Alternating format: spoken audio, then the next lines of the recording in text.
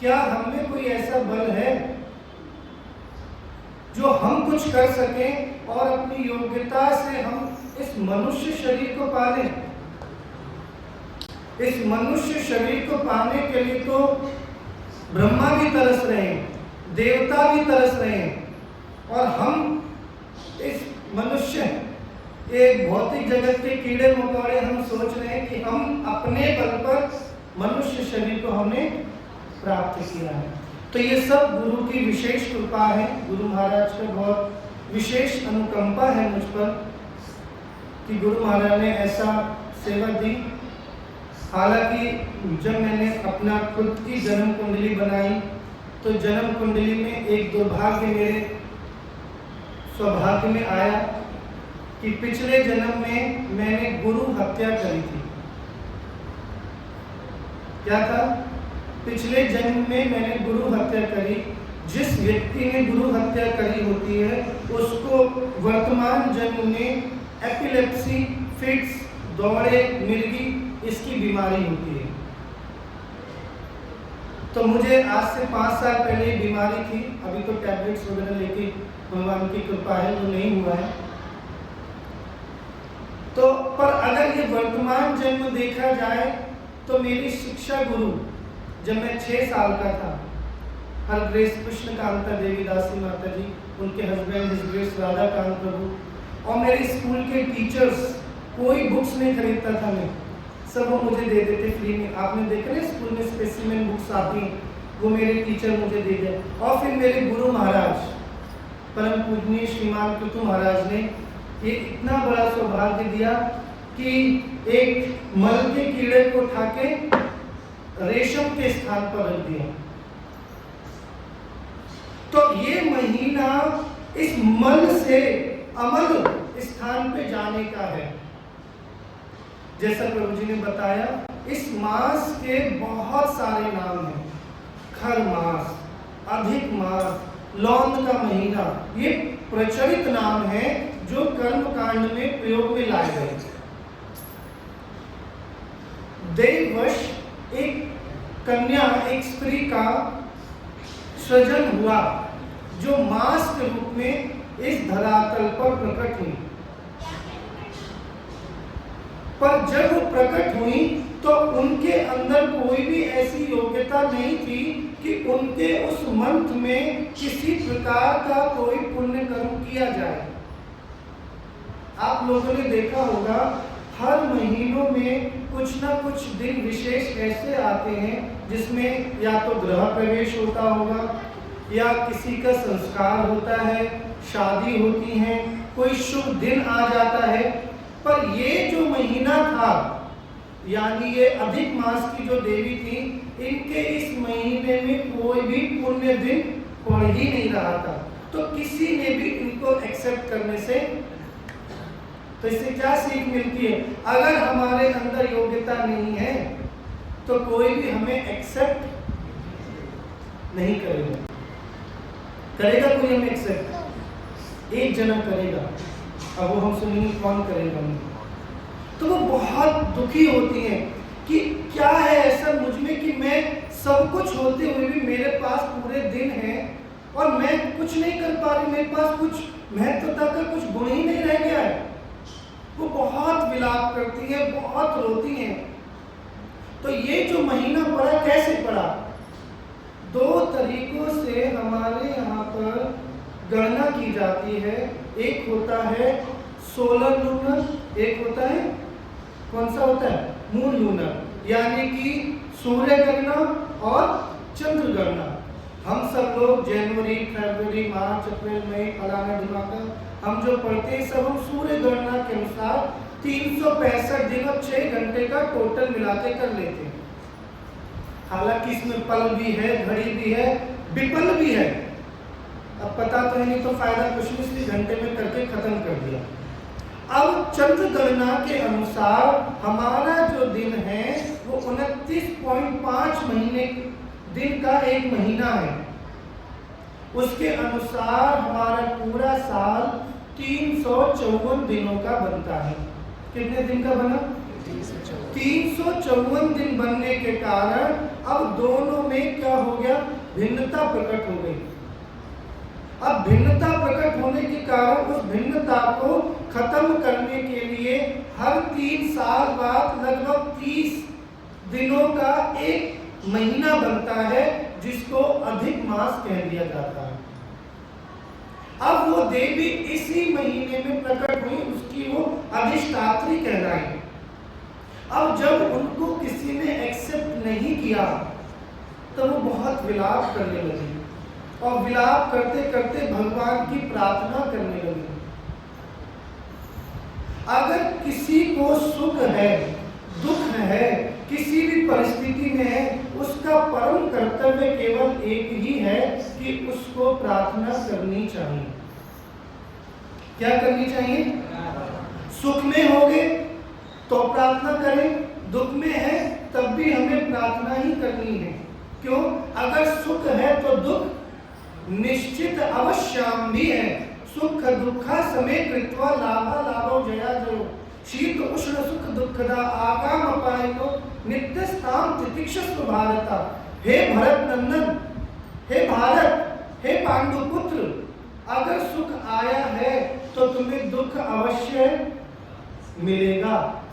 तो इसलिए उस सुख में भगवान का भजन कर लो, क्योंकि दुख में भगवान का भजन कितनों का होता है?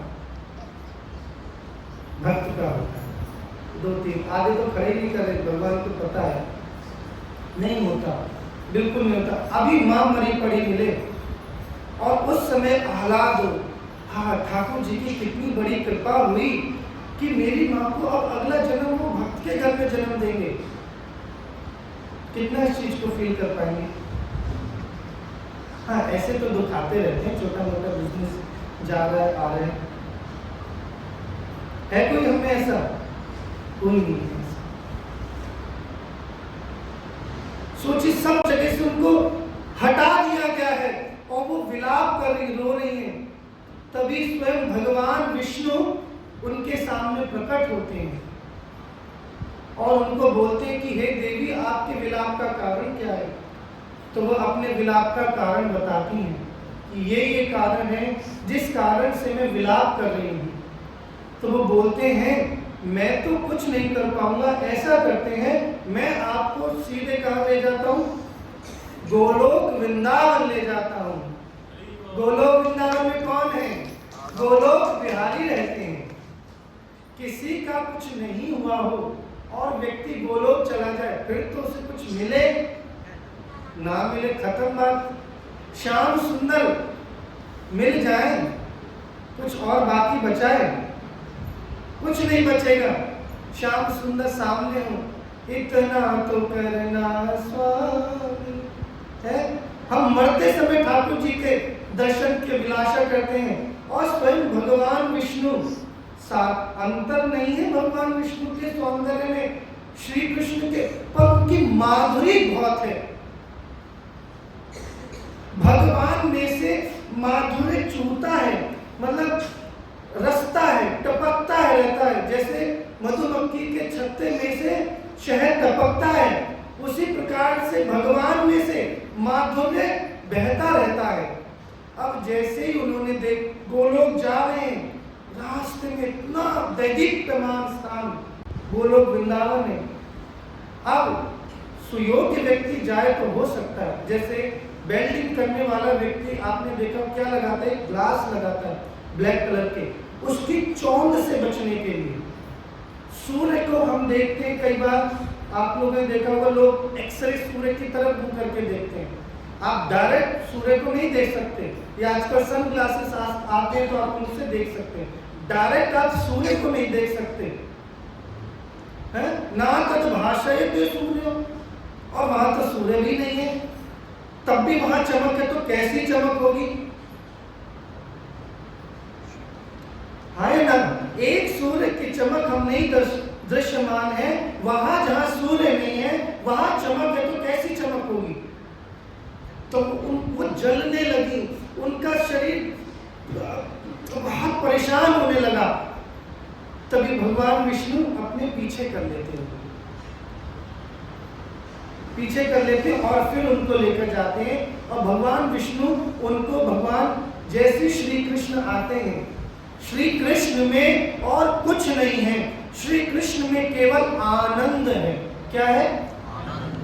अगर कोई पूछे श्री कृष्ण की नसों में क्या है, तो क्या है? आनंद। श्री कृष्ण का मांस क्या है? आनंद। श्री कृष्ण की हड्डियां क्या है? आनंद। श्री कृष्ण ही आनंद है। श्री कृष्ण का अगर असली नाम कोई है तो वो क्या है? आनंद। क्या है? अब जैसे ही आनंद घन सामने खड़े हों, है तो वो जो मल मास की देवी हैं, खर मास की देवी हैं, अधिक मास की देवी हैं, भगवान को देखते ही फेंट हो जाती हैं, बेहोश हो जाती हैं, उनका गुणगान करने लगती हैं, उनकी पवित्रता का अपने अंदर धारण करने लगती हैं और मन ही मन उनको स्वीकार करने लगती हैं। तो जब ऐसा होता है तो भगवान कि वो फिर प्रार्थना करती हैं, भगवान विष्णु प्रार्थना करते हैं उनकी तरफ से कि हे प्रभु, आप इनको स्वीकार करिए, देवी इनको कोई एक्सेप्ट नहीं करता। तो इससे क्या पता लगा? भगवान विष्णु के श्लोक भी कौन है? श्री। ये हजम करना बहुत मुश्किल है। कितना मुश्किल है? बहुत मुश्किल है। आप लोग बोलोगे आप इस्कॉन वालों ने अपनी एक नई स्टोरी बनाई है, ऐसा नहीं है। मैं जब 2008 की मैं आपको बात बताऊं, शहादरा में कथा हो रही थी गुरु महाराज की, तो जब ये सुनने में आया, एक विष्णु बेटे खेलो नहीं, क्लास में डिस्टर्ब करना बाहर, यहाँ बैठना तो केवल सुनना है और मेरी तरफ देखना है सबको, कोई इधर उधर कोई किसी को नहीं देखे। तो जब महाराज ने बोला एक विष्णु नहीं है, विष्णु कितने हैं? 3। तो मैंने कहा हाँ जी, ये सही वाले भगवान क्यों बता रहे हैं। 3 करोड़ों दक्षाय विष्णु, शिरो दक्षाय विष्णु, गर्भो दक्षाय विष्णु। और फिर महाराज बोलते हर ब्रह्मांड के 3 गवर्नर है, ब्रह्मा विष्णु महेश, और उस हर ब्रह्मांड में हर अणुओं में वो एक विष्णु व्याप्त है। कितने विष्णु कर दिए इन्होंने, कितने कर दिए। तो मूल स्रोत कौन है? श्री कृष्ण ही है। अब जब उन्होंने उनकी प्रार्थना करी तो भगवान ने उनको एक्सेप्ट किया और भगवान ने बोला क्योंकि तुम मेरी शरण में आई हो और स्पेशल व्यक्ति के साथ आई हो। हम प्रार्थना करें तो हमारा क्या बल? प्रभु जी प्रार्थना करें हमारी तरफ से, प्रभु जी प्रार्थना करें, प्रभु जी प्रार्थना करें तो ठाकुर जी ने हाँ कुछ तो बात है इस लड़के में, है कि नहीं? नहीं तो कहाँ देखेंगे ठाकुर जी हमारी तरफ? नहीं देखेंगे। क्यों देखें? क्या है शरीर में ऐसा जो देखा जाए? है नाक में से नाक छीन को तो गंदगी, आंख ऐसे कर लो एक बार सफेद गंदगी, नाभि में से काली गंदगी, बाकी तो आपको पता ही है सर, आए ना?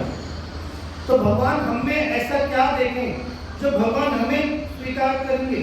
हाँ, कोई भक्त हमारे को लेके जाए तो भगवान बोलेंगे हाँ कुछ तो स्पेशल है इसमें। जो देखो रिकमेंडेशन से आया मेरे पास, रिकमेंडेशन लेटर का आजकल बड़ा झगड़ा है कि नहीं है? दीक्षा के समय रिकमेंडेशन नहीं मिलती आजकल। तो जब ऐसा हुआ तो भगवान ने बोला ठीक है, मैं तुम्हें आज से अपना यश, कीर्ति, वैभव, पुण्य, आयु सब कुछ तुमको प्रदान करता हूं। जितना भी गुण मेरे अंदर है वो सब तुम्हारे इस महीने में आ जाए, और तो और मैं तुम्हें अपनी पटरानी के रूप में स्वीकार करता हूं। सोचिए, एक साधारण स्त्री भटक रही है, सब कुछ हो रहा है उसके साथ, किसी ने खाने को दे दिया, किसी ने रहने को, किसी ने उसको अपना ही कर लिया, अपना मान लिया, उसका जीवन भर का भरण पोषण का सब कुछ कर लिया, उससे बड़ी बात क्या हो जाएगी? तो भगवान ने उनको एक्सेप्ट करा और बोला आज से ये जो महीना है, ये महीना कौन सा महीना कहलाएगा? पुरुषोत्तम मास कहलाएगा। बोलिए पुरुषोत्तम मास की। ठीक है, तो ये तो कथा हो गई, किस प्रकार से प्रादुर्भाव हुआ, क्या महत्व है। है, अब हम उसके बारे में जानेंगे। एक बार शौनकादिक ऋषि नैमिषारण्य में श्रील सूत गोस्वामी से पुरुषोत्तम मास की महिमा के बारे में पूछते हैं कि आपने हमें सब कुछ बताया, अब हमें कुछ ऐसा बताइए जिस महीने में कुछ करने से, क्या कुछ थोड़ा करने से हमें बहुत कुछ मिले। सब ऐसा ही चाहते हैं ना, कुछ करने से बहुत कुछ प्राप्त हो। जैसे अगर इंजीनियर लोग तुरंत इसको कैलकुलेट कर सकते हैं, अगर हम आज 1000 रुपए हर महीना जमा करें तो काउंटिंग करें सभी लोग नहीं होगी। 67 सालों में हमारे पास कितना रुपए इकट्ठा हो जाएगा बताइए? 1 करोड़ रुपए इकट्ठा हो जाएगा हमारे पास। कितना? 1 करोड़ रुपया। कितना? 1 करोड़ रुपए इकट्ठा हो जाएगा हमारे पास। केवल कुछ हमने किया और बहुत कुछ हमें मिल जाएगा। किसको 1 करोड़ रुपए जमा करना है? सबको करना। तो अगर हम आज एक कुछ करेंगे तो आज ही हमें 1 करोड़ मिलेगा। ये आज की महत्वता है। तो जब सूत गोस्वामी शौनकादिक ऋषि को बताते हैं इस पुरुषोत्तम मास के महीने के बारे में, तो कहते हैं कि मैं जब आ रहा था हस्तिनापुर से होते हुए तो मैंने परीक्षित महाराज को सुखदेव गोस्वामी से कथा सुनते हुए सुना और वहां मैंने भी उनसे कथा सुनी पुरुषोत्तम मास के महीने के बारे में। वो बता रहे थे कि एक बार नारद जी बद्रिकाश्रम, इस समय दर्शन खुले बद्रीनाथ जी के, बद्रिकाश्रम में गए। बद्रिकाश्रम श्रीमन नर और नारायण ऋषि का स्थान है। वहां पर गए और नारद जी ने उनसे इसके बारे में पूछा। तो नारायण ऋषि बताते हैं कि एक बार युधिष्ठिर महाराज ने भी श्री कृष्ण से यही प्रश्न किया। सोचो चेन कहां से चली आ रही है, कितने लोगों ने। इसका अर्थ क्या है? एवं परंपरा प्राप्तम एवं राग ऋषयो विदो है सा काले नियता महता। किसी को याद नहीं? कविराज भक्ति करनी। तो क्या है, हमारा जो ज्ञान है वो परंपरा से हमें प्राप्त हो रहा है। कुछ हमने अगरम सगरम झगड़म कुछ नहीं बनाया कि चलो कुछ नहीं मिला तो एक नई स्टोरी बना ले। जैसे एक पंडित जी थे, पंडित जी शादी करा रहे थे, शादी कराते कराते बिल्ली आ गई। अब बिल्ली अशुभ है तो उन्होंने क्या करा, बिल्ली को खूंटे से बांध दिया। अब बच्चा वहीं बैठा था, उसने सोचा कि ये भी कोई रस्म है। क्या है? कोई रस्म है। अब पिताजी शरीर छोड़ गए, अब जिम्मेदारी आई बच्चे पर। तो बच्चे ने भी सारी लिस्ट लिखवाई। हम लोग लिस्ट लिखवाते हैं ना सामान, उसमें बिल्ली और रस्सी भी लिखवाई। तो सब हैरान कि भैया ये कोई अच्छे ही पंडित जी हैं, कुछ नया लिखवाए। आजकल पंडित जी भी तब अच्छे पंडित हैं जब वो कुछ नया कराएं। तो उन्होंने बोला कि पंडित जी क्या बात है, कुछ नई है कि जिंदगी में तलाक नहीं होगा, कि कुछ ऐसा है क्या? तो उन्होंने बोला कि नहीं, हमारे पिताजी ने शादी में बिल्ली बंधवाई थी, इसलिए हम भी बिल्ली बंधवाते हैं शादी में। तो ऐसा नहीं, हमारा जो ज्ञान है वो ज्ञान कहाँ से आ रहा है? परंपरा से हमें आ रहा है। श्री कृष्ण, किसको याद है परंपरा पूरी? श्री कृष्ण, ब्रह्मा, नारद, व्यास, मध्व, पद्मनाभ, नरहरि, माधव, अक्षोभ, जयतीर्थ, ज्ञान सिंधु, दयानिधि, विद्यानिधि, राजेंद्र, जयधर्म, पुरुषोत्तम, ब्रह्मनिधि, व्यास तीर्थ, लक्ष्मीपति, महादेवपुरी, ईश्वरपुरी, नित्यानंद, अद्वैत, चैतन्य महाप्रभु, श्री रूप सनातन, भक्त रघुनाथ, श्री जी गोपाल भट्ट, दास रघुनाथ, जगन्नाथ दास बाबा जी, भक्ति विनोद ठाकुर, गौर किशोर दास, भक्ति सिद्धांत, श्रील प्रभुपाद और गुरु महाराज। ये है पूरी परंपरा। सारी परंपरा इंक्लाइन है, डिक्लाइन होती आ रही। हमारे पास भी हमारा जो ज्ञान है श्री कृष्ण से आ रहा है। तो कोई ये नहीं सोचे कि भैया आप जो कथा सुना रहे हैं वो ढकोसलेबाजी वाली बात है। नहीं, ऐसा नहीं। तो चलिए इसमें कुछ इस महीने में कुछ 4-5 मुख्य स्टोरीज आई हैं।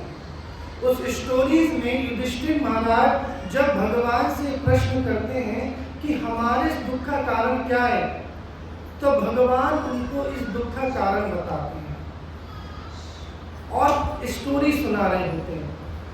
इस समय भगवान काम्यक वन में हैं।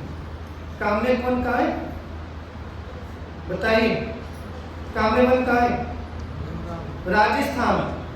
इस समय राजस्थान का हिस्सा है काम्यक वन। भगवान उस स्थान पर गए हैं। उस स्थान पर जब भगवान गए हैं तो भगवान देख रहे हैं किस प्रकार से मेरी सखी द्रौपदी इस इतनी बुरी अवस्था में है और जिज्ञासा कर रहे हैं कि भैया हमारे दुखों का कारण क्या है। तो वो उनको भगवान बताते हैं कि आपने आपके समय में आए हुए किसी भी अधिक मास का पालन नहीं किया है, इस वजह से आपको इतने दुखों को झेलना पड़ रहा है। और फिर वो उसमें आगे द्रौपदी के पूर्व जन्मों की कथा सुनाते हैं। क्या कथा सुनाते हैं कि द्रौपदी पूर्व जन्म में एक मेधावी नाम के ब्राह्मण की कन्या थी। मेधावी नाम के ब्राह्मण की वो कन्या थी। तो मेधावी नाम के ब्राह्मण पुजारी थे, पुरोहित थे, पूजा पाठ में इतना व्यस्त रहते थे कि उनकी जब स्त्री उनकी जो पुत्री थी कब बड़ी हो चली, कब जवान होगी उनको पता ही नहीं चला। उसके लिए वो सुयोग्य वर ही नहीं ढूंढ रहे थे। आजकल बहुत प्रॉब्लम है ये हमें अपनी लड़कियों को पढ़ाना है। लड़कियां 30 साल की हो गई, बच्चे इंडिपेंडेंट करना है और फिर वो जिंदगी भर इंडिपेंडेंट रहती है। ये सबसे बड़ा दुर्भाग्य है। स्त्री का कर्तव्य है, श्रील प्रभुपाद कहते हैं उनको 2 चीजों में मास्टर करनी चाहिए। क्या? उनको कुकिंग बहुत अच्छी आनी चाहिए और उनके अपने पति के प्रति बहुत ही क्या होना चाहिए? क्या होना चाहिए? समर्पण होना चाहिए। चेस्टी वाइफ होनी चाहिए और बेस्ट कुक होनी चाहिए। कुकिंग बहुत अच्छी आनी चाहिए। तो इसका अर्थ ये नहीं है कि भैया बाकी उनको कुछ नहीं करना चाहिए, उन्हें पढ़ना भी चाहिए, अच्छी पढ़ाई करनी चाहिए, पर समय के अनुसार उनको शादी ब्याह भी करनी चाहिए। आजकल शादी ब्याह नहीं करना चाहते, ना लड़का ना लड़की, सब रड़ुए घूमना चाह रहे हैं, लिव इन रिलेशनशिप में रहना चाह रहे हैं। ऐसा जीवन कुत्ते बिल्लियों की तरह जीवन हमें नहीं जीना चाहिए। तो जब उन्होंने बताया कि जो तुम्हारी जो स्त्री है ये जो मेधावी नाम की ऋषि की एक कन्या थी, इसने क्या किया, इसके पिता ने जब इसके लिए सुयोग्य वर नहीं ढूंढ पाए तो बहुत दुखी होने लगी। और बहुत दुखी होते होते क्या हुआ, एक दिन इसके पिता ने अपना शरीर छोड़ दिया। ना भाई ना माँ, कोई नहीं बचा। अब ये बेचारी विलाप करने लगी। विलाप करते करते एक दिन दुर्वासा ऋषि इसके पास आ गए। अब दुर्वासा ऋषि का नाम सुनते क्या आ जाता है? गुस्सा, श्राप, क्रोध आता है कि नहीं आता? अब जब वो आए उनके पास तो मेधावी और ऋषि दुर्वासा दोनों मित्र थे।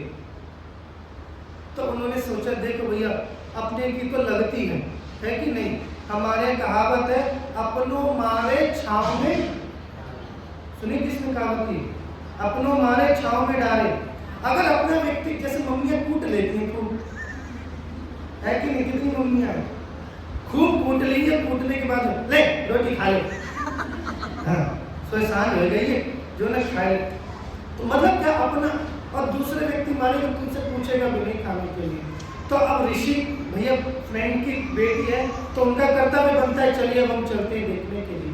तो जब ऋषि गए तो वो बहुत विलाप करने लगे, पर ऋषि आए, उनकी उन्हें खूब अच्छी सेवा करी और सब किया। तो उन्होंने बोला कि मैं ऐसा क्या करूं कि जिससे मुझे भी कुछ पुण्य मिले और मेरी भी शादी ब्याह होए। तो उन्होंने बोला आने वाला जो महीना है वो पुरुषोत्तम मास का महीना है। इस पुरुषोत्तम मास के महीने में तुम ब्रह्मचर्य व्रत का पालन करना, सुबह प्रतिदिन गंगा में स्नान करना, पवित्र नामों का जप करना और भगवान दिया दिखाना और जितना हो सके दान देना। तो ऐसा नहीं था कि वो 32 साल की लड़की थी। बहुत आजकल तो 32 साल की, जैसे राहुल गांधी जी हमारे युवा नेता है आज तक भी, है कि नहीं? उन्हें सब युवा नेता तो कहते हैं। उसी तरीके से ऐसा नहीं तो वो युवा मतलब 22, 25, 30 साल की, 13, 14 साल की थी वो द्रौपदी। उनका नाम कन्या ही था, नाम ऐसा कुछ आए नहीं, द्रौपदी वो बाद में बनेगी। तो जब ऐसा हुआ तो द्रौपदी ने सोचा कि मैं बच्ची हूँ तो मुझे क्या करें, बहला फुसला रहे हैं कि भैया इधर से उधर कर दो, ठीक है बच्ची शांत हो जाएगी, थोड़ा ढांढस बंधा दूंगा। तो वो कहने लगी, आप ये बताइए आप क्या समझते हैं, मैं छोटी बच्ची हूँ, आप कुछ भी कह के मुझे टरका देंगे? अब इतना बात, तो वो भी किस पे, दुर्वासा पे। शंकरो शंकरा साक्षात, शंकर जी का क्रोध दुर्वासा है, शंकर जी का क्रोध दुर्वासा है। और जब वो आए और उन्होंने देखा कि भैया ये तो ऐसा करे, मतलब डिसरिस्पेक्ट कर रही है, वो इतना पुण्य बता रहे हैं, महत्व बता रहे हैं, पर तब भी जिंदगी में पहली बार ऐसा हुआ है कि ऋषि दुर्वासा ने अपने क्रोध को थाम लिया, कंट्रोल कर लिया। इस कंट्रोल को करना उसी प्रकार से कंट्रोल करने के बराबर है जैसे ऊपर से बारिश गिरे और बीच में रुक जाए। रुक नहीं सकती, पर उनने रोक लिया। पर क्योंकि हमारे यहाँ कहा जाता है कि आप अपने प्रति होने वाले अपराध को क्षमा करिए अपनी अंतिम सांस तक, पर भक्तों के प्रति, भगवान के प्रति, भगवान के जनों के प्रति होने वाले अपराध को कभी भी क्षमा नहीं करना चाहिए। क्यों? क्योंकि नहीं तो आपको भी उसका फल मिलेगा। तो जब ऐसा हुआ, हाँ भैया छोड़ दो, ध्यान दीजिए। तो क्या हुआ, जब उन्होंने ऐसा कहा तो उन्होंने बोला क्योंकि तुमने मेरे प्रति अपराध किया, मैं उसके लिए तो तुम्हें क्षमा नहीं करता हूं। तुमने पुरुषोत्तम मास के प्रति अपराध किया है। तो सोचिए, दुर्वासा ऋषि किस महीने के लिए पवित्र बता रहे हैं, उसकी महत्वता बता रहे हैं। उनको कहते तुम अपने शब्दों के कारण अगले जन्म में कष्ट भोगोगी। अब जब ऐसा हुआ फिर तो वो बेचारी बड़ी दुखी हुई। तो उन्होंने बोला ठीक है, जाओ भगवान की तपस्या करो। तो सबसे ज्यादा दयालु भगवान कौन है? भगवान अंशुमाली, भगवान शंकर। वो भगवान शंकर की तपस्या करने लगी और तपस्या करते करते भगवान शंकर साक्षात गौरी शंकर उनके सामने प्रकट हुए। जब प्रकट हुए तो उनकी इच्छा केवल शादी की थी। तो वो हड़बड़ी में जैसे बच्चा, नहीं खाना चाहिए, खाना दो, नहीं टॉफी चाहिए मम्मी, टॉफी टॉफी टॉफी। उनके मुंह से 5 बार क्या निकल गया? क्या दो मुझे? पति प्रदान करो। हे प्रभु मेरी ब्याह करा दो, हे प्रभु मेरो आदमी में तय दिलवा दो। ऐसे खूब कही उन्होंने, I want husband, I want husband, I want husband. 5 बार उन्होंने कह दिया। जिससे क्या हुआ, उनको भगवान शंकर ने बोला यस, हम आपके शब्दों की गरिमा रखते हैं। क्या रखते हैं? आपके शब्दों की हम गरिमा रखते हैं। तो हम आपको 5 पति होने का आशीर्वाद देते हैं। अब 1 पति वाली तो अच्छी मानी गई है, 2 पति वाली बोलिए अच्छी मानी गई स्त्री, फिर 3 और फिर 4 और फिर 5, पूरे 5 पति हो गए। अब जब 5 पति हो गए तो वो रोने लगी। अब क्या करें बेचारे, करता मरता क्या ना करता है कि वो रोने लगी, भगवान शंकर के प्रति क्षमा मांगने लगी। तो बोले ऐसा मैंने क्या गलती कर दी? उन्होंने बोला तुमने दुर्वासा के प्रति अपराध किया। भक्त ने अपने प्रति अपराध माफ कर दिया, भगवान के प्रति नहीं छोड़ा। भगवान ने अपने भक्त के प्रति नहीं छोड़ा। गुरु महाराज भी अपने जो उनका गुजराती सॉन्ग है, उस गुजराती सॉन्ग में भी आता है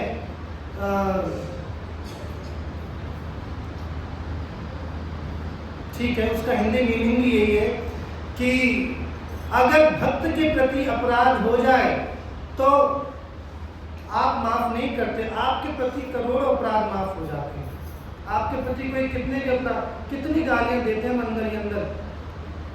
एक एग्जांपल दे लो, माँ हो हमारी, कितनी गालियां दे लो, माँ माफ कर देगी, पर भाई माफ नहीं करेगा। कोई माफ करेगा? भाई नहीं माफ। तो हमने बोला दुर्वासा मैं ही हूं, दुर्वासा मेरा ही अंशावतार है, तुमने उनके प्रति अपराध किया, इसके कारण तुम्हें फल भोगने को मिला है। ठीक है, तुम ऐसा कहती हो तो तुम्हें इस जन्म में नहीं, अगले जन्म में 5 पति होने का सौभाग्य प्राप्त हो। ठीक है, इस जन्म में हमने पाप किए, अगले जन्म में कुछ नहीं। जैसे नास्तिक लोग क्या कहते हैं, अरे मरने के बाद किसने देखा, और मरने के बाद पिछले जन्म की स्मृति है नहीं, किसको याद है अपना पिछला जन्म?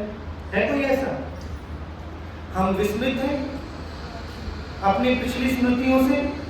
तो ठीक है, उन्होंने बोला ठीक है प्रभु, और उसी समय उन्होंने ध्यान किया और अपने शरीर को त्याग दिया। उसी दूसरी तरफ द्रुपद नरेश एक यज्ञ कर रहे थे, और उसी यज्ञ से वो यज्ञ सैनी प्रकट हुई, जो आगे चल के क्या बनी?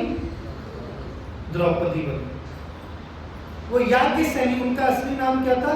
याज्ञ सैनी। यज्ञ में से निकली थी ना वो, याज्ञ सैनी उनका नाम पड़ा। तो वो बोलते हैं कि ये जो तुम्हारी पत्नी है युधिष्ठिर, ये कोई साधारण नहीं है, ये याज्ञ सैनी है, बहुत प्रतापी है ये, इसके प्रति अपराध हुआ है। और जब भगवान को पता दुर्योधन ने ऐसा किया है, भगवान उसी समय उसको भस्म करने के लिए चल दिए। पर सब ने हाथ जोड़कर प्रार्थना करी, हे प्रभु ऐसा मत करिए। युधिष्ठिर महाराज उनके चरणार उन्होंने गिर गए। ये भक्त होते हैं। अगर हमारे प्रति कोई अपराध कर दे और दूसरा व्यक्ति जरा सी बस हमारे साथ बात करे, अरे तुम्हें पता नहीं है बहुत ही बुरा है वो, अच्छा कुछ करने जा रहे हो, हाँ ऐसा हो, कहते ना, मैंने भी ऐसी बात सुनी थी उसके बारे में। पर युधिष्ठिर महाराज अजात शत्रु, उनको अपना किसी को शत्रु जानते ही नहीं थे, मानने की तो बात दूर की है। तो ऐसा, तो भगवान ने फिर उनको बोला कि अब तुम आने वाला जो तीसरा महीना है वो अधिक मास का महीना है, इस अधिक मास के महीने में तुम क्या करना? व्रत का पालन करना। क्या व्रत का पालन करना? सुबह उठते ही पवित्र नदियों में स्नान करना। यमुना जी थी, यमुना जी में स्नान करना, नाम जप करना, और जितना हो सके सुयोग्य दान तुम देना। इस महीने में दान देने का भी बहुत विशेष महत्व है। क्या है? बहुत विशेष महत्व है। अगर आप लोग थोड़ा भी दान दें तो आप लोग बोलेंगे आप भी दान दो, तब तो हम दान दें। चैरिटी ब्रिंग्स फ्रॉम होम, घर से दो दान। तो दान देने का अर्थ केवल पैसा, गाड़ी लाड़ी दान देने का अर्थ नहीं है। दान देने का अर्थ है जारे देखो ताके कहो कृष्ण उपदेश, आमार आज्ञा होया तारो एक दे। जिसको भी देखो क्या बोलो?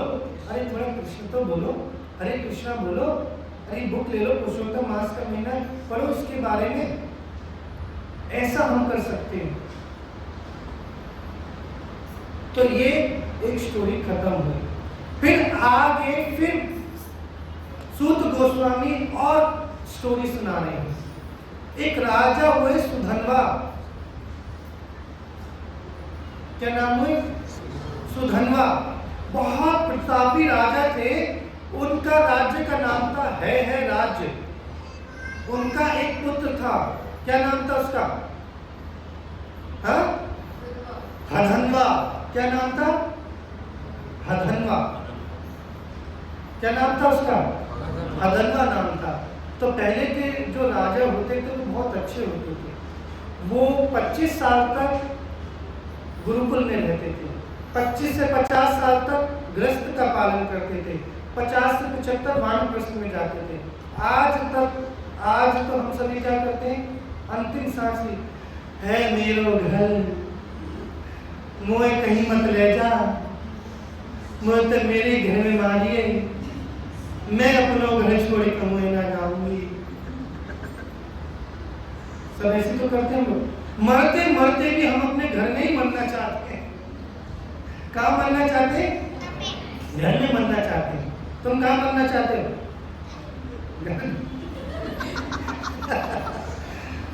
नहीं, भक्ति करो, खूब जियो। तुम जियो हजारों साल, साल के दिन हो 50,000, है ना? तो ये जो हधन्वा थे, इनके पिता जब समय आया तो उन्होंने वानप्रस्थी की तरफ प्रस्थान किया। ये जब राजा बने तो राजा बनने के बाद इनकी जो पत्नी थी बहुत अच्छी थी। आप लोगों ने चाणक्य नीति में सुना होगा, सबसे व्यक्ति के जीवन में 5 सुख हैं। पहला सुख क्या है? पहला सुख निरोगी काया, कुछ हो ना हो, शरीर स्वस्थ हो। पहले जमाने में इंसान शादी कैसे देख के करता था? कैसी शादियां होती थी? हट्टा कट्टा होना चाहिए, खूब लंबा चौड़ा होना चाहिए। फिर दूसरा सुख हाथ में माया। फिर दूसरा सुख क्या है? पैसा भी होना चाहिए। तीसरा सुख चरित्रवान स्त्री। कैसी स्त्री होनी चाहिए? चरित्रवान। स्त्री के लिए पति, पति के लिए स्त्री होना चाहिए। ये नहीं कि एक तरफ है घर वाली, एक तरफ बाहर वाली, ऐसा नहीं होना चाहिए। चरित्रवान होना। आजकल चरित्र ही तो सबके डगमगा रहे हैं। आप देखो चरित्र बचा ही नहीं किसी का। चौथा आज्ञाकारी पुत्र। क्या होना चाहिए? आज्ञाकारी पुत्र होना चाहिए। अगर पुत्र आज्ञाकारी नहीं है आपका, तो आपके लिए इससे बड़ा दुर्भाग्यपूर्ण है। मैंने अपने जीवन में केवल हमारे रसराज प्रभु प्रेसिडेंट और उनके बच्चे देखे। मैं सच में ऐसा कहता हूँ कि वो बहुत भाग्यशाली हैं, बहुत आज्ञाकारी उनके बच्चे, बहुत आंखों से आकर वो खुद भी बहुत आज्ञाकारी रहे जब तक उनके बाप जी जाते। 5वां ईमानदार नौकर। आपका नौकर कैसा हो? ईमानदार होना चाहिए। जो आपके यहाँ नौकरी करता हो वो कैसा होना चाहिए? ईमानदार होना चाहिए, तो आपका सब खत्म कर देगा वो। तो उनके पास ही सब कुछ था। क्या था? सब कुछ था। जब ये सब कुछ था तो वो एक दिन शिकार करने के लिए जंगल में गए। जंगल में शिकार करते करते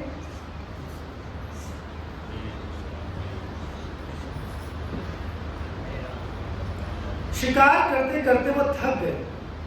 घूमना पड़ता है, घोड़ा लेके दौड़ना पड़ता है, तीर साधने पड़ते हैं, चलाने पड़ते हैं, व्यक्ति थक जाता है। तो जब वो थक गए तो वो एक पोखर के पास बरगद के पेड़ के नीचे आके बैठ गए। जब बैठ गए तो तभी एक तोता ऊपर पेड़ से बोलने लगा कि ये भौतिक जगत के जो सुख हैं ये टेम्परेरी हैं। अपने आप को अध्यात्म से जोड़ के इस जन्म मृत्यु सागर से भाग जाओ। जन्म मृत्यु जरा व्याधि दुख दोषानु दर्शनम। क्या है श्लोक? मामुपैत्य पुनर्जन्म दुखालम अशाश्वतम नाप्नुवन्ति महात्माना संसिद्धिं परतोषणम। निकल जाओ तुरंत इस जगत से भगवान की भक्ति करके। तो वो सोचता है कि अरे कौन ऐसा तोता है जो संस्कृत बोलता है? तोता भी संस्कृत बोलता है। तो वो विचार विमर्श करने लगे और ऐसा करते करते अपने है राज्य में आ गए। जब वो आ गए तो इसके विचार में सोचने लगे, तभी वहां पर ऋषि वाल्मीकि आ जाते हैं। ऋषि वाल्मीकि उनके महल में आते हैं। वो उनकी नियमानुसार अर्घ, उनकी पूजा अर्चन बंदन करते, उनको प्रणाम करते हैं और फिर उनको ये सब बातें बताते हैं और उनसे बात पूछते हैं कि ऐसा मैंने क्या पुण्य कर्म किया है कि मुझे इतना सुख प्राप्त होता है, मेरी पुत्री मेरे पत्नी भी चरित्रवान है, सब कुछ है, पर आज मैं जब वहां जंगल में गया तो एक तोते ने मुझे ऐसा बोला, कैसा क्या है? तो उन्होंने बोला आप पिछले जन्म में एक ब्राह्मण थे। क्या नाम था ब्राह्मण का? सुदेव नामक ब्राह्मण थे। और आपकी पत्नी का नाम क्या था? पत्नी का नाम था, भूल गए, कोई बात नहीं, पत्नी तो पत्नी होती, जरूरी क्या नाम था? नाम गुम जाएगा, चेहरा बदल जाएगा, आवाज पहचान रह जाएगी, है? तो उनकी पत्नी थी। तो उन्होंने बोला कि आप दोनों बहुत अच्छे ब्राह्मण थे, बहुत अच्छी आप सेवा आदि सब कुछ किया करते थे, परंतु आपको एक दुख था। शास्त्र में सबसे बड़ा दुख आप लोगों ने सुने होंगे, क्या है बताइए, किसको याद है? किसने स्टोरीज पढ़ी है, महाभारत पढ़ी है, राजाओं को, ऋषियों को सबसे ज्यादा दुख क्या आया है? संतान ना होना। ताली बजाओ। संतान ना होना, और संतान में भी पुत्र ना होना, ये उनको बड़ा दुख था कि भैया हमारे पुत्र नहीं है, पुत्र ना होने के कारण मेरा जीवन तो बर्बाद है। तो उनकी पत्नी उनसे कहती है कि हमें रोष नहीं प्रकट करना चाहिए, पत्नी ऐसी ही होनी चाहिए, ये नहीं अरे दैया भगवान हमारे साथ जो कर दो, हमने ऐसे कहा बुरे कर्म करे। पत्नी भी भक्त होनी चाहिए। अगर पत्नी भक्त नहीं है तो गोबर गणेश करने को तैयार। पत्नी भक्त हो, पति नहीं हो तो उससे ज्यादा महाविनाश कुछ नहीं, क्योंकि पति की भक्ति का तो अंश मिल जाएगा पत्नी को, पत्नी की भक्ति का अंश पति को कुछ नहीं मिलेगा, कुछ भी, 0 तो पति भक्त हो, पत्नी भी भक्त हो, दोनों जनों को भक्ति करनी चाहिए। तो जब उन्होंने बोला कि ऐसा कुछ हो कि भैया हमारे भी पुत्र हो और हम सब कुछ ऐसा करें, तो वो क्या करने लगे? भगवान विष्णु की तपस्या करने लगे और खूब उनने घोर तपस्या करी, और घोर तपस्या करके भगवान विष्णु गरुड़ के साथ वहां प्रकट हो गए। हरि बोल। तो जब वो प्रकट हुए तो उन्होंने बोला मांगो, वरदान मांगो, क्या वर चाहते हो? तो उन्होंने, ऋषि ने बोला कि हमारे पुत्र नहीं है, हम पुत्र चाहते हैं, हमारा आगे पिंडदान। आजकल कुछ स्त्रियों को इस बात का दुख होता है कि भैया लड़के की होड़ क्यों होती है, लड़के के लिए क्यों दुख मनाया जा रहा है, लड़के के लिए ऐसा कुछ, ऐसा नहीं है, लड़का भी तो तभी होगा जब लड़की होगी, है ना? स्त्री होगी तभी तो लड़का आएगा। तो ऐसा नहीं सोच, पिंडदान आदि कर्म लड़कियों के लिए नहीं है, लड़कों के लिए बताए गए हैं। इसलिए लोग सोच विचार करते थे कि भैया हम पिंडदान हमारा कौन करेगा, हमारा तर्पण कौन करेगा, हमें अग्नि कौन देगा। आजकल तो औरतें आग दे रही हैं, पहले तो घरों में आग लगाती थी, अब सच में ही आग लगा रही है। तो बुरा मत मानो, आदमी भी बहुत लगाते हैं, आदमी बम लगाते हैं। इसलिए औरतों की लगाई गई आग कुछ समय बाद खत्म हो जाती है। आप देखो मोहल्ले में सब औरतें लड़ेंगी, कुछ समय बाद मिल जाएंगी। आदमी की अगर एक बार किसी से लड़ाई हो जाए, इतनी मुझे तो गारंटी बात नहीं करते बात, मरे जिए पे। मेरे स्वयं के दादा से मेरे उनके भतीजे ने, यानी कि मेरी दादी के भाई के बेटे ने कुछ हिस्सा बंटवारे की बात हो गई थी, तो उन्होंने बोला फूफा जी आप खड़े हो जाओ। तो मेरे बाबा ने बोला अब जिंदगी भर अगर मैं तेरी दहलीज पे लाऊं जाऊं, मांस मर गया, चील तो हुए, मांस ले आए तो बात में बात नहीं, वरना मेरा आएगा। और तभी मेरे पीछे पीछे मेरी अम्मा उनके बोली मेरे आदमी के नहीं तो तुम किसी के नहीं। तो ऐसी स्त्री थी उनकी पत्नी, उनके साथ भक्ति करी, नहीं तो बोलती ठीक है तुम करे, हम यहीं बैठे घर में थोड़े मजे ले लेंगे।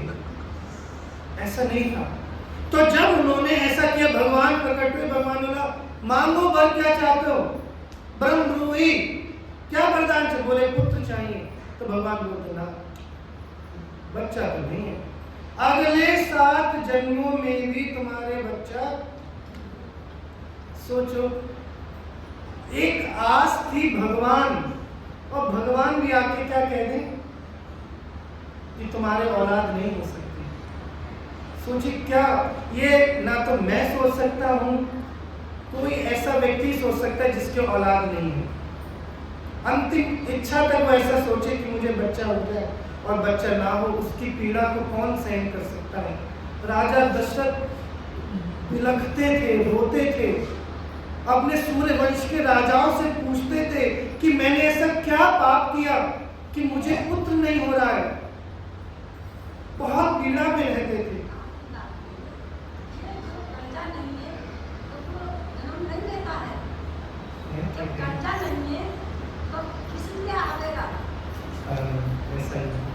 माता जी कह रही हैं कि एक और भी कारण है कि अगर कोई व्यक्ति का लास्ट जन्म है तो ठीक है, ब्रॉडकास्ट ज्यादा दूर मत भेजना। हर गणेश चैतन्य लीला माता जी हैं, ठीक है, तो उनके कोई बच्चा नहीं है। एक लड़का है तो भी तुम्हारे बच्चा नहीं है, 2 लड़के होने चाहिए कम से कम। अगर एक लड़का है तो लड़का नहीं है तुम्हारा पुत्र नहीं है, तुम्हारी संतान नहीं है, तुम तब भी बांझ कहलाओगे। 2 लड़के होने चाहिए कम से कम। तो ये तो सब शास्त्र पता नहीं क्या क्या कहता है। तो जब ऐसा उन्होंने कहा तो उन्हें बहुत दुख हुआ, और ये सुनते ही वो ऋषि, क्या नाम बताया ऋषि का मैंने,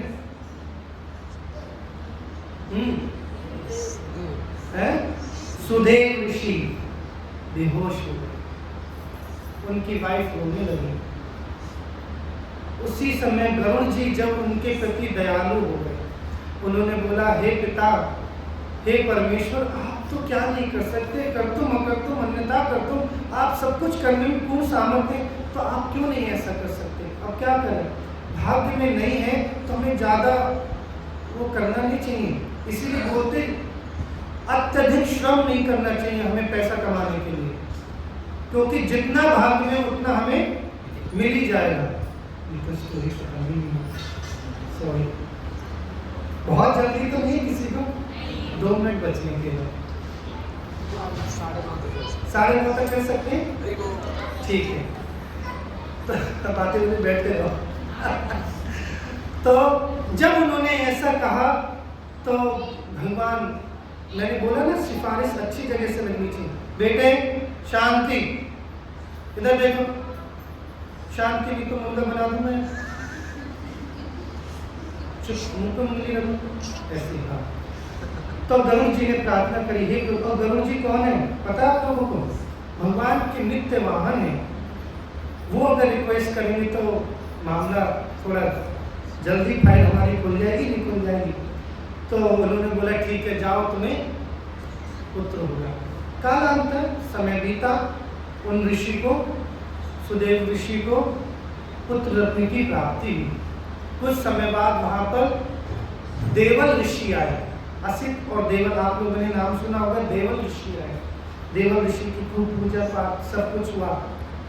अब जैसे उन्होंने उस बच्चे का चेहरा देखा, हम जैसे थोड़ी पंडित जी थे, वो तो चेहरा ही पढ़ लेते थे हैं। उन्होंने चेहरा देखा, उन्होंने उनके माता पिता को बोला आज से 12 साल का जैसी होगा ये डूब के क्या हो जाएगा, मर जाएगा। अब आपके यहाँ कोई पंडित जी आए, खूब सेवा पूजा पाठ करो, और फिर वो ऐसी बात कह दें, फिर आप क्या ही लेके पीछे पड़ोगे उनके, दंड माफी लेके पड़ोगे। उनने ऐसा नहीं किया, वो भी ऋषि। जब ऐसा हुआ, लेकिन मेरी माला उठा दो बस, मतलब स्पेस ना हो, माला दे दो, मेरी माला है ना। तो जब ऐसा हुआ तो बहुत व्याकुल होने लगे। कालांतर में जैसे 12 साल का लड़का हुआ, लड़का खेल कूद में गया, नहा रहा था और वहीं वो डूब के मर गया। अब जैसी माता को और पिता को पता लगी, वो बहुत रोए और उन्होंने उस बच्चे को उठा के बाहर रखा। उसी समय इतनी तेज बारिश होने लगी, आंधी तूफान होने लगा, सब कुछ होने लगा। पर उसी अडिग अवस्था में दोनों ऋषि पत्नी और ऋषि ने भगवान का नाम स्मरण किया, नाम जप करना बंद नहीं किया। 1 महीने तक उन्होंने क्या किया, भगवान का नाम स्मरण किया। और वो 1 महीना कौन सा था, पुरुषोत्तम मास। बोलिए पुरुषोत्तम मास की जय। अब ये अनजाने में किया हुआ था पुरुषोत्तम मास का, तो जब पुरुषोत्तम मास का अनजाने में हो गया, अब भगवान जी दोबारा प्रकट हो गए।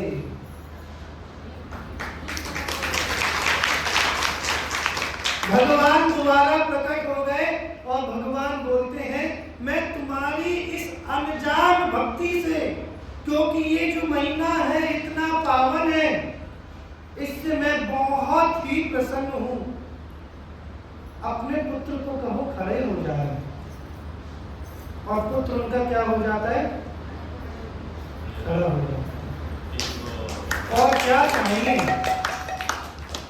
तो वो बोलते, ऐसा आपने पिछले पुण्य कर्मों में किया था, जिसके कारण से आपको ये जो जन्म मिला है, बहुत ही कैसा मिला है, पावन मिला है जन्म मिला है, केवल पिछले जन्म में किए हुए पुरुषोत्तम मास के व्रत से।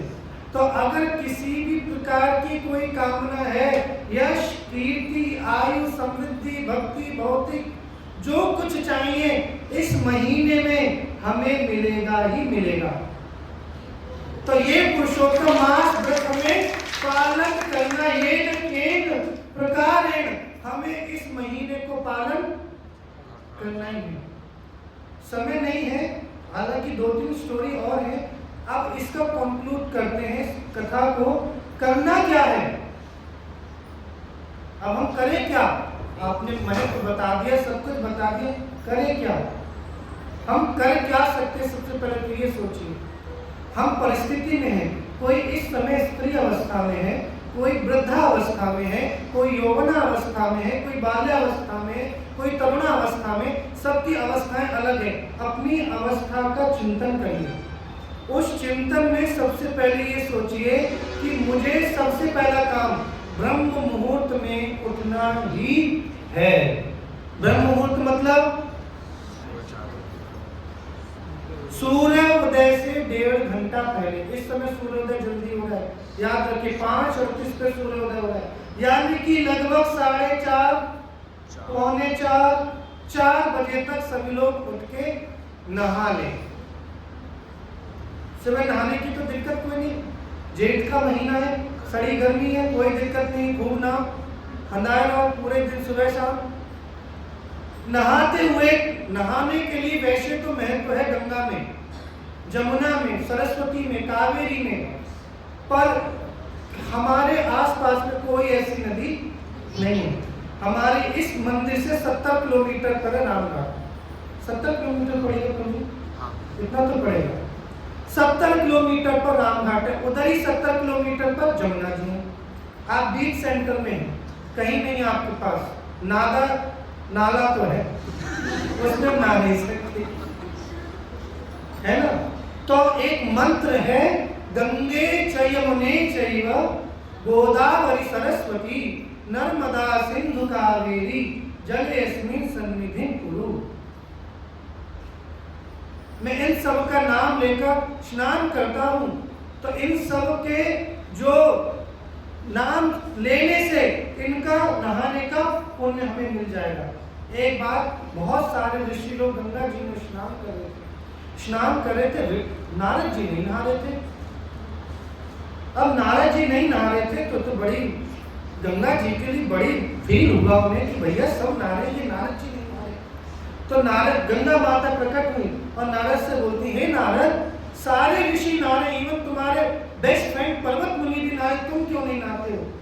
तो वो बोलते हैं, हे अम्ब त्वाम दर्शन प्रमोक्षयामि, हे अम्ब तुम्हारे तो दर्शन मात्र से मोक्ष है, तो स्नान का क्या महत्व है। 12 योजन से अगर कोई केवल ये कहते, हे गंगे, बोलो हे गंगे। केवल ये कहने से हमें गंगा स्नान का पुण्य मिल जाता है। हे जमुने,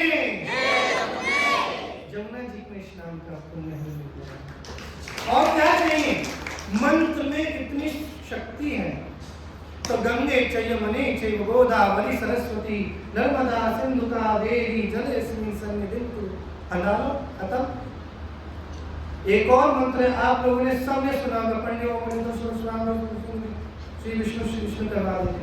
असली मंत्र ओम अपवित्रः पवित्रो वा सर्व अवस्थां गतो अपि वा यः स्मरेत् पुंडरीकाक्षं सा बाह्य अभ्यंतरः शुचिः।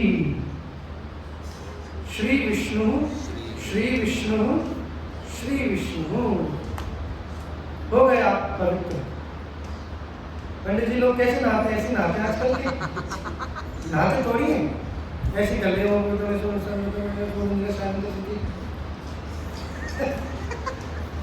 हमारे भैया की शादी थी, तो भैया की शादी में पंडित जी आए। अब वो पंडित जी हवन कुंड सामने और उधर से उन्होंने बीड़ी शुरू कर दी। अब मैंने पंडित जी आपका समय पूरा हो गया, अब आप यहाँ से प्रस्थान करें। हालांकि कर्तव्य नहीं है अपने ही खानदान में शादी ब्याह कराने का, पर ब्राह्मण को पूरा अधिकार है कि वो अपने घर में श्राद्ध भी खा सकता है अगर उसको कोई योग्य ब्राह्मण नहीं दिखता है तो। इतना वो है। तो मैंने बोला नमस्कार, मैंने कहा आप यहाँ बैठी, मैं करवाता हूँ। मैंने सब करा, फिर जो दान कांद में तो ले ला, मुझे नीचे नहीं। तो ऐसे ब्राह्मण है सारे। तो जब ऐसा हुआ तो आप ऐसा कर सकते हैं। दूसरा, ज्यादा से ज्यादा माला, मिनिमम 25 माला। कितनी माला? 16 कर रहे हैं तो 25 करनी है, 8 कर रहे हैं तो 16 करें। ज्यादा से ज्यादा माला करें और दिन में एक बार ही खाएं। कितनी बार? खाओगे ज्यादा तो सोओगे ज्यादा, सोओगे ज्यादा तो जप नहीं होगा ज्यादा। और हमारे नवोदय महाराज क्या कहते हैं? इतना जप कर दे कि हद कर दे और यमराज भी तेरा खाता रद्द कर दे। महाराज की तो नवोदय महाराज ऐसे कहते, ज्यादा से ज्यादा नाम जप करो, कम से कम खाओ, एक दिन में एक बार अन्न। फ्रूट्स खा लो सुबह, इसमें फ्रूट्स बहुत अच्छा, खरबूज सस्ता, तरबूज सस्ता, आम सस्ता, लीची। इस समय फ्रूट सबसे ज्यादा आता है। इस जेठ के महीने में सारे फ्रूट्स आपको अवेलेबल होंगे। जामुन आपको मिल जाएगा, आड़ू आपको मिल जाएगा, एप्रिकॉट को क्या कहते हैं हिंदी में, वो आपको मिल जाएगा, सब मिल जाएंगे। अंगूर इस समय बहुत अच्छे अच्छे आते हैं, सब आप फल इस समय ले सकते हैं। एक बार खाएं, एक बार। ज्यादा से ज्यादा भगवान का नाम जप, स्मरण, कीर्तन। और जो करे मंगला कभी ना होए क्या? कंगला। जो करे कभी ना होए कंगला। कौन सा कंगला? पैसे वाला? भक्ति का कंगला। अगर जीवन में किसी व्यक्ति को उन्नति करनी है तो इस बात को तो आप मान लीजिए, अगर आप मॉर्निंग प्रोग्राम नहीं करते हैं तो आप भक्ति में अपने आप तक हो जा रहे हैं, तो आप भक्ति में कभी भी उन्नति कर ही नहीं सकते हैं। इस बात को गांठ मान लो, गांठ। अगर मॉर्निंग में नहीं उठ सकते तो श्रील प्रभुपाद ने, जब श्रील प्रभुपाद से किसी हमारे इस्कॉन के डिवोटी ने पूछा कि हमारे लिए तपस्या क्या है प्रभुपाद, तो प्रभुपाद ने बोला आपके लिए तपस्या केवल मॉर्निंग प्रोग्राम है। कितने लोग घर पे मॉर्निंग प्रोग्राम करते हैं? सब लोगों को घर में मॉर्निंग प्रोग्राम करते हैं। मैं बहुत बड़ी बात नहीं कहता हूं, पर मैंने अपने जीवन में, अपना जीवन की मतलब स्मृति 7 साल से मैं देख रहा हूँ, मैंने कभी नहीं देखा कि मेरी मम्मी ने मंगला आरती नहीं करी। अपने जीवन में एवरी डे विदाउट फेल वो मंगला आरती करती है। घर में भी अभी वो पिछले 3 साल से घर में, पहले तो सेंटर था महाराष्ट्र में, तो वहां जाती थी नियमानुसार। तो ये मंगला का प्रभाव है। हम भी प्रयास करते हैं कि पिछले 8 साल में अभी तक तो एक भी छुट्टी नहीं ली कि मंगला की हम छुट्टी करें। तो आगे भी कोई 80 साल और जिए कम से कम, तो उसमें भी कभी ऐसा ना, कम से कम 100 तो जिए, क्या 50 के लग जाए, नहीं, जितना भी जिए बस भगवान का नाम जप करें एवरी डे। मेरे मंगला में उठने का उद्देश्य रहता है, डर है एक कि मॉर्निंग में मैं मरूंगा, तो मुझे लगता है हाय मरूं तो बिस्तर पे ना मरूं, है कि नहीं? मरे और बिस्तर पे पड़े हैं, कमरे में पड़े हैं, कोई याद आएगा? कोई याद नहीं आएगा। ठाकुर जी के सामने मंगला में खड़े हैं, मर जाए अच्छी बात है। एवरी डे मैं सोचता हे भगवान अब उठा ले, सही समय अभी तक अभी याद आ रही है, बाद का कुछ नहीं पता। तो मंगला आपको स्मृति आपकी दृढ़ कर देती है। तो इसलिए सभी को मंगला आरती में आना है। कितने लोग मंगला में आएंगे आज से? सब कटे नहीं। कितने लोगों का घर पास में है यहाँ से? बस 5-6 जनों का। कितनी कितनी दूर रहते हो सब? बस दूर है 3.5 किलोमीटर। यहाँ से 5 किलोमीटर से दूर कौन रहता है? एक जना, 2, 3, 4, 5, 6, 7, 8, 9, 10। वो लोग भी आ सकते हैं, 5 किलोमीटर वाले भी आ सकते हैं। हमारे यहाँ से शाहदरा में मैं रहता था, नई दिल्ली में हमारा इस्कॉन ईस्ट ऑफ कैलाश, आप लोगों ने सुना होगा ना। एवरी एकादशी हमें जाना होता था। हम लोग घर से 3 बजे निकलते थे और पहुंचते थे। क्या 1 महीना हम नहीं निकाल सकते हैं? तो बहुत दुर्भाग्यशाली आप लोग से बड़ा कोई पापी नहीं है अगर आप लोग नहीं आते मंगला में। आप लोग जान के भी नहीं आ सकते। तो छोटे बच्चे तो क्या होगा, कितने बजे स्कूल जाते हैं? स्कूल की छुट्टियां पड़ गई, करवा दो छुट्टी, कोई बात नहीं। क्या हो गया? क्या 6 दिन पढ़ के कलेक्टर बनेगा? छुट्टी करा दो, छोटे तो बच्चे हैं। हमें याद है जब हम दिल्ली में थे, हम गए थे जब हम 34 साल में थे। मेरी मदर भी जॉब करती थी, फादर भी जॉब करते थे, और हम ऐसी लावारिस छोड़ जाते थे।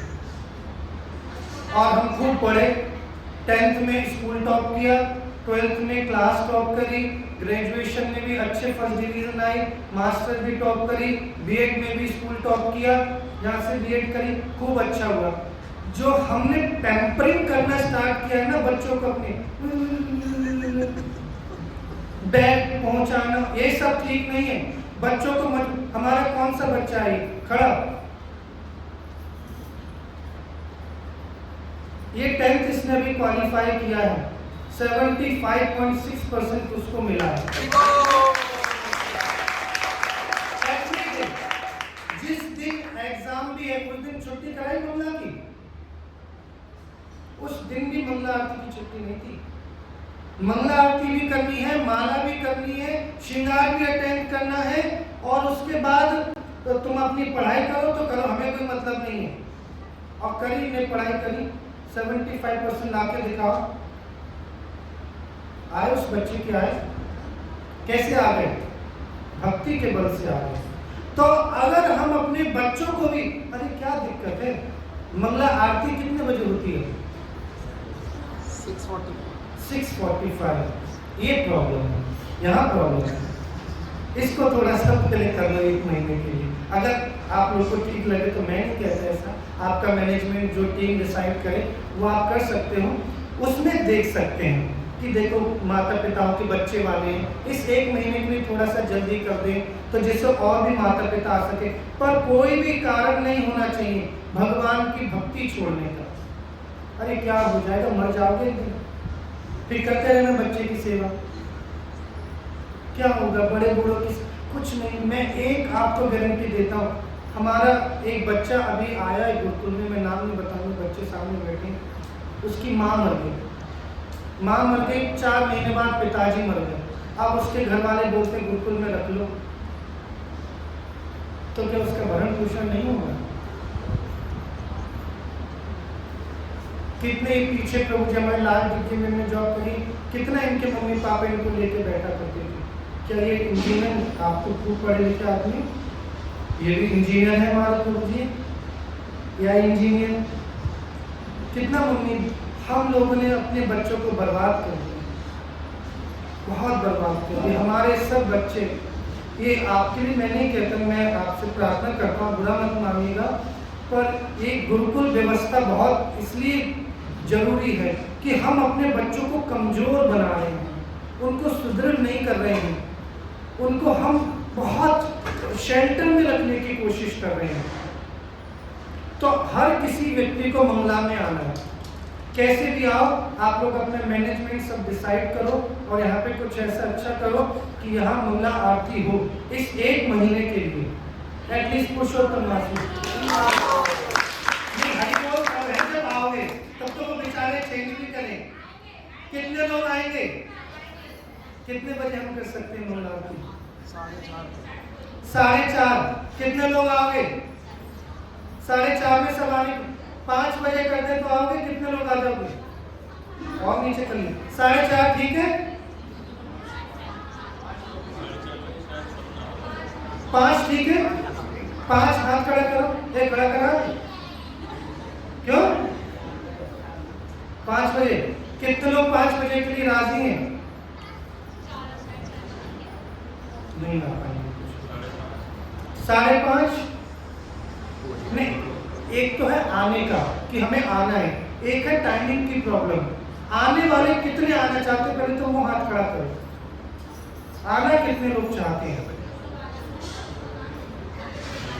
ज्यादातर लोग आना चाहते हैं, तो टाइमिंग आप सब लोग डिसाइड कर लें और उसके बाद वो करें। और घर पे सभी लोग रात में दिया जलाएं। क्या करें? हालांकि बहुत सुंदर स्टोरी है दिए की, पर ये दिया ही आयुर हरती वही पुंसा उद्यान अष्टांग चयन नसो, सूर्य उग रहा है और ढल रहा है, हमारी आयु खत्म हो रही है, क्या करें, समय जा रही है। 15 मिनट की है। तो दिए की बहुत सुंदर कथा है, दिए की भी बहुत एक पवित्र कथा है कि केवल एक दिया दिखाने से एक व्यक्ति को क्या हो गया? पुण्य की प्राप्ति हो गई। क्या पुण्य की प्राप्ति हो गई? एक बंदर था, उस बंदर ने अनजाने में अधिक मास के महीने में गंगा जी में डुबकी लगाई। अब जेठ के महीने में बंदर क्या करते हैं? बर्बादी। हमारे गुरुकुल के सारे सोलर पैनल तोड़ दिए। कुछ आइडिया बताना आप लोग, बहुत बर्बादी कर चुके, फेंसिंग खराब कर दी, वायर लगाए, कुछ नहीं हो रहा उससे। तो वो बंदर कूद कूद के 1 महीना वो खूब नहाया उस गंगा जी में और उसको गोलोक की प्राप्ति हुई। मैं छोटे मोटे धाम की भी बात कर रहा हूँ। अब जब ये सबने देखा तो सब बड़े ईर्ष्यालु हो गए कि हाय ऐसा क्या इसने बंदर ने कर लिया जो हमसे कुछ नहीं हुआ। तो उन्होंने बताया कि इसके पूर्व जन्म की कथा बताई। पूर्व जन्म में ये बंदर एक ब्राह्मण था। क्या था? ये बंदर एक ब्राह्मण था। क्या नाम था उस बंदर का? मेरे बंदर का भी नाम होगा। अरे पिछले जन्म में तो नाम होगा, पिछले जन्म में तो हम भी तो बिल्ली थे, तो उस समय नाम नहीं था। इस जन्म में राधा गोविंद दास है। आजकल तो कुत्तियों के भी नाम होते हैं, जी है कि नहीं? कुत्तियों के नाम रखते हैं नहीं रखते? पहले जमाने में नहीं रखता, कुत्ता कहेगा, पहले तो गाली होती थी। आजकल तो कुत्ते को तुम कुत्ता नहीं कह सकते। मैं आपको बहुत हंसी की बात बताऊं, अभी हम गए दुबई में एक जगह हम देखा, हमने उनका कुत्ता था, भैंसा था पड़ा हुआ था, इतना गंदी उसकी शक्ल थी। अब कुत्ते का कर्तव्य क्या है? रक्षा करना। उस कुत्ते की रक्षा करनी पड़ती थी। उस कुत्ते को आर्थराइटिस था, सब कुछ था। उस कुत्ते के लिए एक स्पेशल मेड थी, एक रूम था स्पेशल एसी वाला, और इतनी एसी कि मतलब कोई खड़ा हो जाए तो 10 मिनट में तो ठिठुर के वही मर जाए, इतनी ठंडी। मतलब बालों वाला कुत्ता था। कुछ कुत्ते बिना बालों वाले होते, कुछ कुत्ते बालों वाले होते हैं, पता नहीं कौन सी वैरायटी का था। तो उस कुत्ते के लिए स्पेशल। तो जब हम उनके यहाँ जाते, धीरे चलो, जीप जल जाएगा ना, जीप उठ जाता है तो उसको दिक्कत होती है। एक दिन हमने गेट अचानक से खोल दिया, वो कुत्ता यहाँ से जहाँ से हमारा वो, ए भैया क्या नाम तुम्हारा, नाम क्या है? हाँ देवकी नंदन प्रभु जी। वहां से भाग के बस इतनी दूर तक आए, उतने वो कुत्ते के पैर ऐसे हो गए। अब उसका इलाज चला, आप सोचो। तो ऐसे भी आजकल कुत्ते हैं भैया, भाग गए कुत्तों का भी।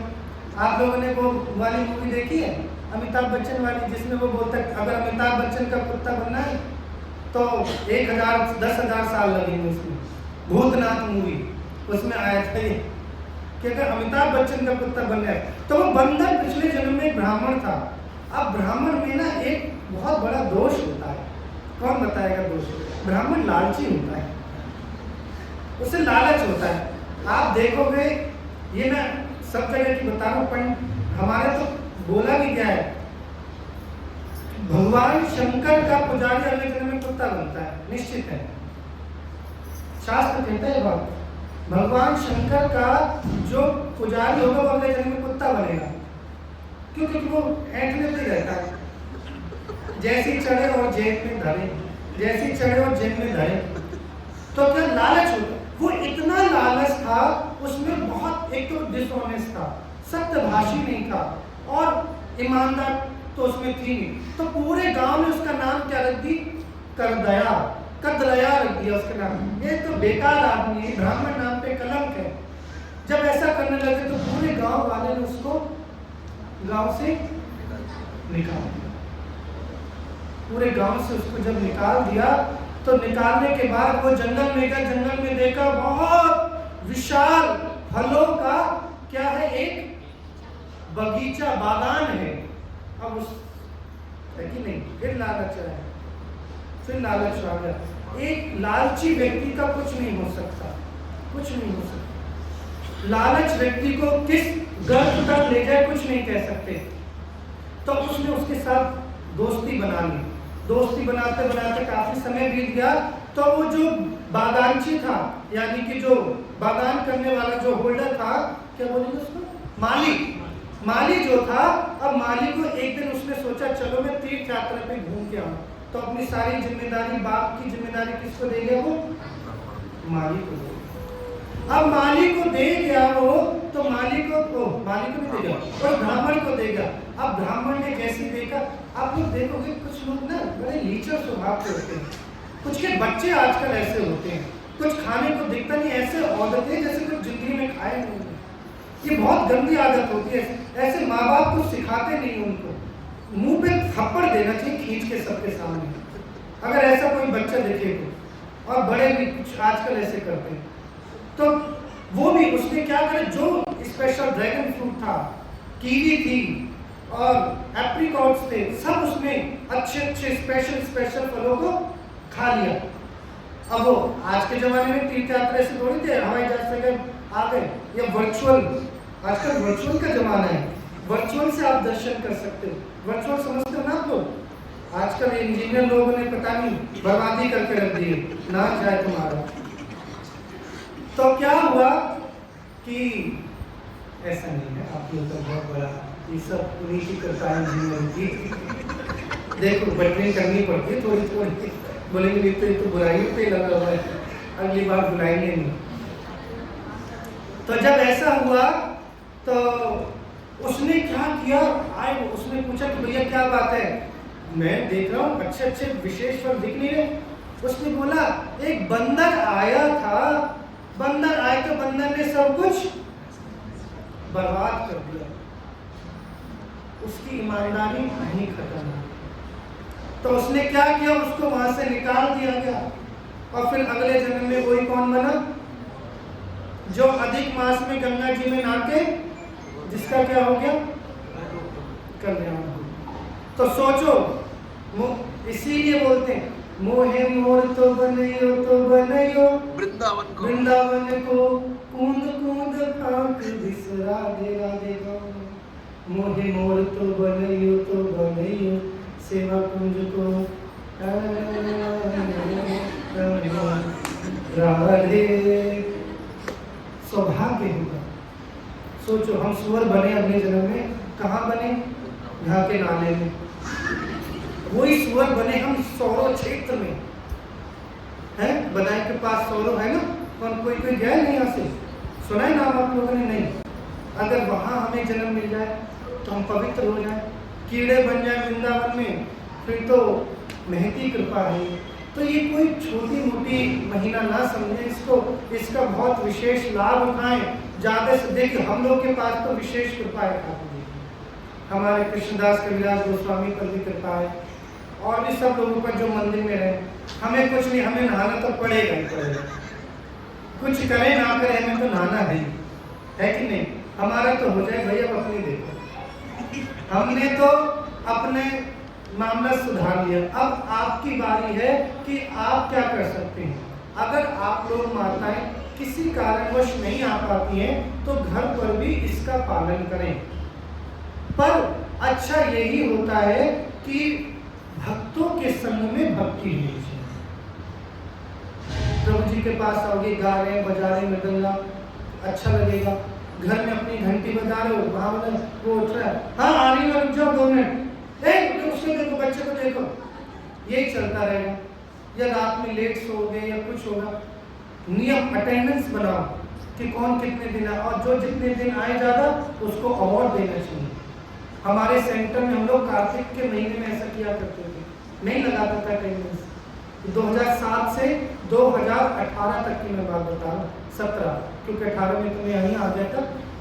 तो ऐसा हमें करना चाहिए कि भैया हमें अटेंडेंस लगाओ, अपना साधना कार्ड बनाओ कि यह जब तक मेरी 16 माला नहीं होंगी मैं खाना नहीं खाऊंगा, जब तक मेरा श्रील प्रभुपाद की बुक को नहीं पढ़ूंगा मैं कुछ ऐसा नहीं करूंगा, ऐसा नहीं होगा तो ऐसा नहीं करूंगा। थोड़ा सा कष्ट बढ़ाना पड़ेगा। अगर कष्ट नहीं बढ़ाएंगे शरीर को, पर कष्ट कृष्णा कॉन्शियसनेस होना चाहिए, ये याद रखें। ऐसा नहीं होना चाहिए हम कष्ट, हाय पाली, हाय मम्मी खाना कब 12 बजे, कब खाने को मिलेगा, ऐसा नहीं, ऐसा नहीं। अपने आप को पुख्ता करो कि नहीं मुझे 12 बजे ही खाना है, तब तक अपने आप को एंगेज करो, सेवाओं में एंगेज करो, एक्टिविटीज में एंगेज करो, तब तो आप रख पाओगे, वरना नहीं रख पाओगे। ये पुरुषोत्तम मास का महत्व है। जगत गुरु श्रील प्रभुपाद की जय। तो मैं आप सबसे हाथ जोड़ के क्षमा चाहता हूँ कि किसी को भी मेरे शब्दों से कोई बुरा लगा हो, पीड़ा हुई हो तो माफ करना। स्वभाव थोड़ा लड़कपन का है और ऐसा कोई अभ्यास नहीं है कथाओं का कि बहुत बड़ी कथाएं करते हो या कुछ ऐसा हो, पर प्रभु जी ने इनवाइट किया तो आ गए यहाँ पे, वरना ऐसी कोई भी योग्यता नहीं है यहाँ पर। प्रभु जी भी मुझसे आयु में बड़े हैं, प्रभु जी भी आयु में बड़े हैं और मुझसे ज़्यादा उन्होंने अच्छे वैष्णवों का एसोसिएशन किया हुआ है प्रभु जी सब लोग। तो मैं आपसे क्षमा चाहता हूँ। वांछा कल्पतरुभ्यश्च कृपा सिंधुभ्यश्च पतितानां पावनेभ्यो वैष्णवेभ्यो नमो नमः। श्रील प्रभुपाद की राधा बांके बिहारी भक्तियों केंद्र भक्तों की। किसी का कोई प्रश्न?